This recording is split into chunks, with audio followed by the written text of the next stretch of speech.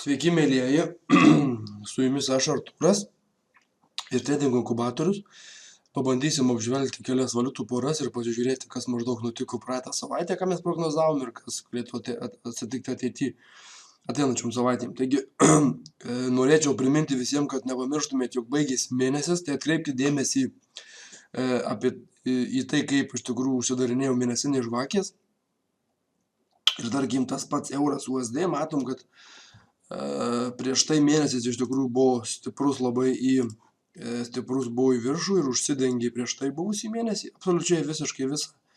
O dabartinis mėnesis iš tikrųjų sugebėjo tik tais iki pusės tos žvakės nueiti ir užsidaryti. Bet kokiu atveju manau, kad čia neužsidarė virš aukščiau 1.1 kainos. Tai dar truputėlį kažkoks tai gali būti, aišku, ir toksai dar tokių neaiškumų, bet kokiu atveju čia yra neaiškumų šitoje poroj šiuo metu ir jinai yra tokia, gan sakyčiau, pakankamai įdomi. Pabandykim pažiūrėti į savaitiniam grafike.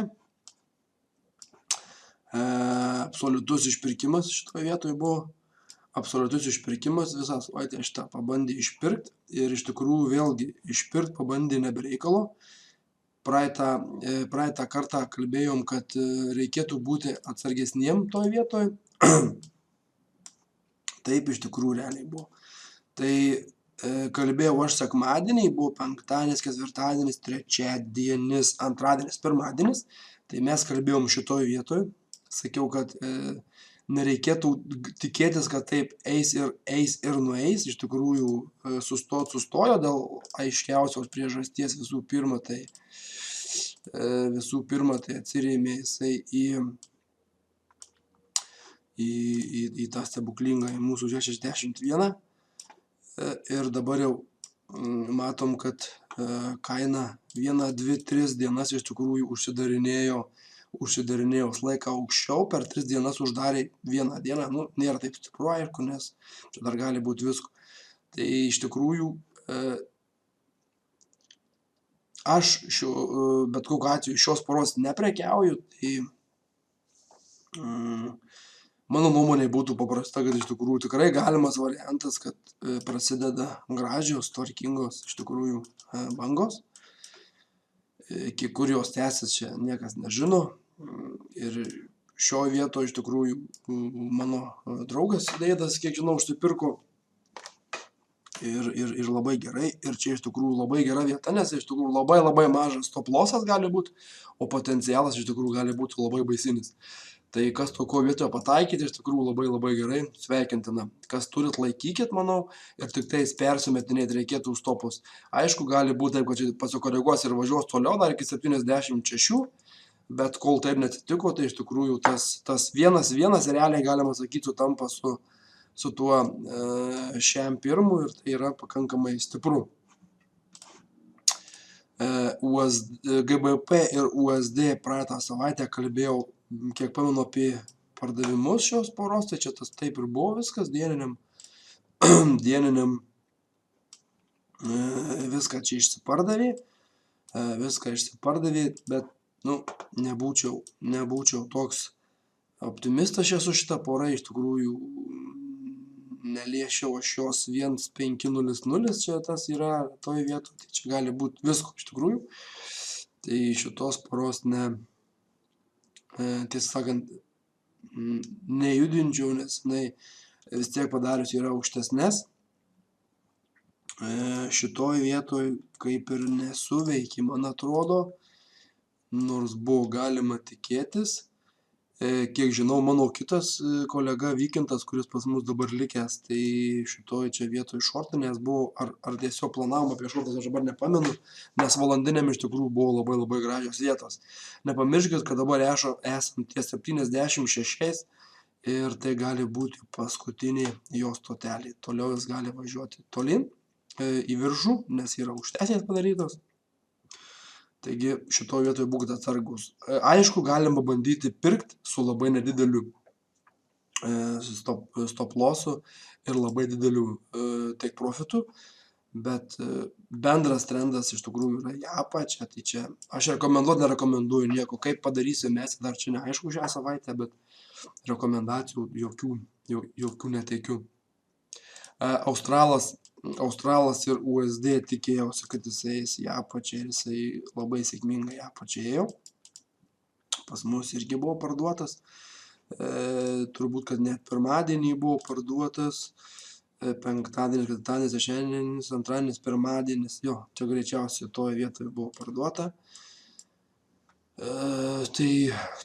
Kada sulaužė tą, man atrodo, 7-8 tą lygį sulaužė, atrodo, tada buvo parduota. Tai čia bet kokiu atveju, manau, pardavimai čia ir toliau bandys, aišku, paišyti galbūt platėjant į modelį, reikėtų atsižvelgti į tai, kad šiuo metu berods yra Viskas sudaužė jisai tuo 76, tai greičiausia, kad jisai pasileis kasas ir iki šičia. Kas pardavimus turi, tai iš tikrųjų dar gali laisvai laikyti. O paskui jau čia reikėtų būti atsargesniem. 7,6, 7,5. Tada jau reikia būti atsargesniem.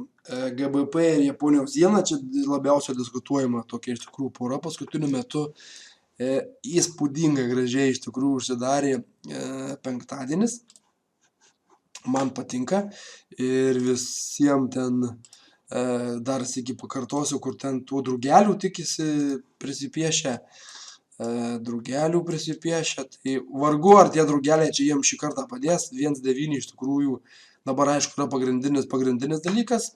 Tomas pas mane irgi mums rašė, klausė kaip nuomonės, tai iš tikrųjų manau reikėtų turėti tiek kantrybės ir išlauktų 1,9, nes jeigu eis per jį, tai iš tikrųjų eis, manau, su pakankamai didelė jėga ir tada jisai važiuos ir tolin.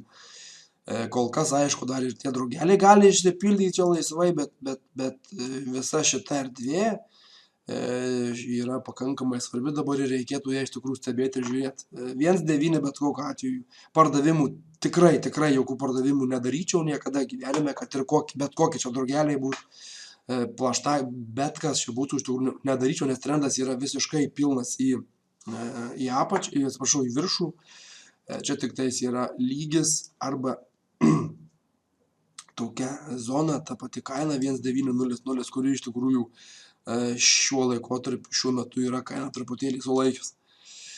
New Zealand ir USD, na, turbūt matėt mūsų filmuką, įdėjau valandos prekybą, kur buvo pas mus.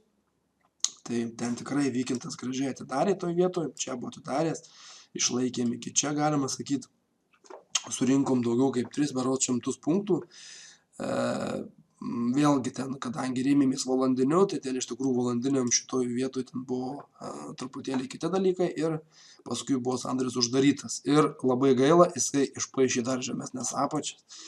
Dar pernai metas, jeigu pamenat, kalbėjau, kad New Zealand USD iš tikrųjų aš laikau metų pora ir manau, kad šitoj poroj per šios metus galima uždirbti ir galbūt net daugiausia uždirbti. Tai jeigu atkreipsim dėmesį į metų pradžią, aš kalbėjau tik apie short pozicijas, tai nuo metų pradžios jau, aišku, ten biškį turėjom tokių užstrigusių vietų, bet iš tikrųjų ir toliau laikau aš metų porą ir manau, kad bandys ir tas vietas liest. Tai yra 6,5 ir paskui galbūt ir dar daugiau. Taigi žiūrėsim. Bet kokiu atveju, kas liečia dieninius grafikus, tai čia yra tik tais šortai, daugiau niekas. Mėnesinis grafikas, įspūdingai graži žvakė ir iki tos pačios bangos. Dar tikrai turim pakankamai nemažai erdvės, kad kažką darytų. Tiek pas tas 6,00, tai čia iš tikrųjų potencialo judėti į apačią tikrai yra, manau, nemažai. Kaip bus, matysim. Euras ir Kanados doleris. Irgi turbūt tas pats scenarijus mano paišosi, kad nebūtų čia toj vietoj veidrodis. Iš tikrųjų, jeigu tik tais kaina čia užsidarinės, tikimybė, kad vasarą gali papjauti biškelį kainą ir čia. Su tuo euru čia iš tikrųjų dabar vėlgi neaiškumų pilna, visokiausių niuansų vyksta. Taip. Šita vieta šiaip, aišku, jau planuoja į galvos pečių formuotę. Aišku, jeigu čia tik užsidarnės kažkur tai viršui, iš tikrųjų, manau, galima bandyti riebesnius pirkimus ir tiesiog tada su rinka eiti į tą pusę. Kol kaina čia neužsidarinės, galbūt net galimi visiškai yra pardavimai. Kol kas tai situacija labai sunki ir stipri, sakyčiau. Visą laiką susilaiko gana ties 1,3750 ir iš tikrųjų reikėtų vieno geresnio ir rimtesnio užsidarymo tiktais. Jeigu tokį gautume, iš tikrųjų jau būtų šioks toks signalas. Aišku, dar gali pasimaišyti tiek pati ta Moving Average.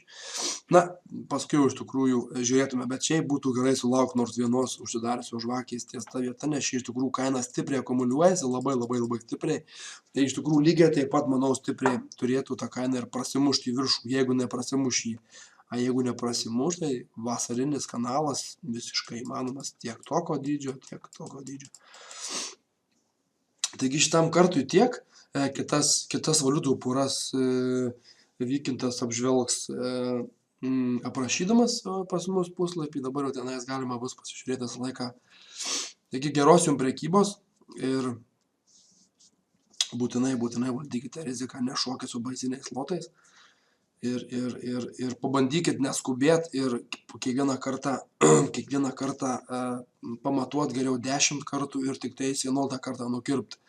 Ta ir mes jau esam ne kartą įsitikinę, atrodo, ir praeitą savaitę iš tikrųjų tokių turėjom pamokų su tuo pačiu New Zealand USD uždarėm iš tikrųjų, nors ten valanda buvo remtasi, aišku, ten visų pinigų neuždirbsi, bet jau taip yra, kaip yra. Tai geriau iš tikrųjų pamatuoti reikėtų bent jau tuos 3-4 kartus ir paskui priimti sprendimą. Niekada šitam biznį, šitam versle iš tikrųjų prekyboje nereikėtų skubėti, nes šis skubėjimas iš tikrųjų labai padaro daug problemų, labai daug negerų dalykų. Šiuo atveju tiek ir susimatysime iš tikrųjų kitą savaitę. Iki.